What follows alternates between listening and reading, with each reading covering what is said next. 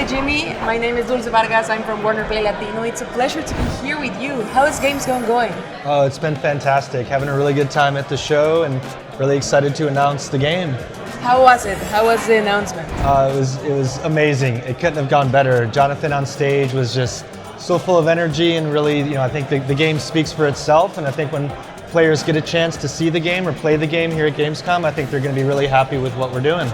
We're really happy. I can tell you that. I am very excited. So I was wondering, what was your first contact with the world of video game design? For me, so I started in game design about 15 years ago, I think it was now.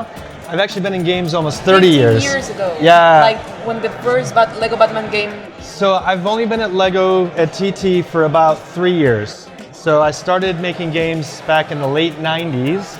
I was an animator. And then I moved into game design, around 2012, 2013. So I've been at it almost 27 years now, which is unbelievable to imagine, but yeah. And what inspired you to pursue this career? I've always been a gamer. Since I was a young kid, in the early 80s, my dad brought home an old computer, an Apple II Plus, and I immediately was drawn to video games. And so, I played all kinds of video games growing up, and I loved art as well and doing art. And so when I was thinking about what I wanted to do for a career, I thought animation, video games, best of both worlds. Best of both worlds. And so I was really fortunate to get an opportunity coming out of college, as we call it in the States. And and the rest has been an amazing career. I'm really, really excited and proud of what I've been able to accomplish. It's amazing. So how would you describe your role as an assistant design director at TT Games? Yeah, so at this point I'm overseeing kind of all of the design and how all the different parts, so gameplay, how the traversal and the combat, how that works in the levels and in the open world. And so really kind of directing and helping to drive the vision that Jonathan and the leadership team have created. And so I'm working with the team day to day, kind of looking at how we're developing things and how all the pieces fit together to really create a cohesive experience. Okay. And how does player feedback influence the process of creating this world?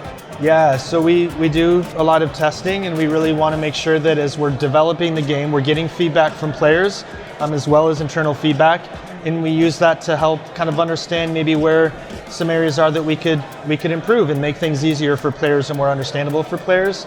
So we value that feedback and making sure that we're really building it not just for ourselves, but for the audience. So I just played the demo. It is amazing. So how does TT Games balance fidelity to the franchise with Lego Batman Legacy of the Dark Knight? Yeah, so I think one of the great things about TT and our games is our humor. Yeah. And so I think, of course, you have the story, where we've taken all these different references from different, the decades of Batman lore, the films and television and even games and, of course, comics. But then we get to make it fun and lighthearted and provide that humor. And then also in the gameplay, right? So when you're fighting the bad guys in Gotham, pulling out a frying pan to hit somebody over the head, it's light and silly and fun. And I think it's something that we do very, I think really well, and I think it's been a staple of what TT Games has been about, and it's only we can do that, in my opinion. Do you have any fun fact or something that happened behind the scenes that nobody knows? Oh. I mean, it has to be like something funny or... We see a lot of really funny bugs, so you'll be playing and you'll see the character stuck in a funny pose, or they'll have a really funny facial animation. So you see quite a bit of that. Do you have like something top of mind? I'm trying to think if there's anything funny that's happened recently. Or something like, that the public doesn't know. Something that the public doesn't know yet. So, I think we haven't talked a lot about the characters that you can play in the progression. So I think that's something that we're doing different on this game. So every character has upgrades, so you can upgrade the different playable characters' gadgets. And then we also have skills, which allow all the characters to improve. And we've got a lot of depth, I think, in our gameplay and in our progression, and the ability for players to also customize their gameplay experience as well as just cosmetically. We have 100 suits to collect across the Batman family. We've got some really obscure deep lore cuts in there. Rainbow Batman, if you saw that outfit in the demo. No, I didn't. Yeah, it came from one of the older comics where throughout the comic he would wear a different color suit, and then at the end he shows up in the rainbow suit. And so I had never known that until I worked in the game, and we have a lot of deep lore cuts like that.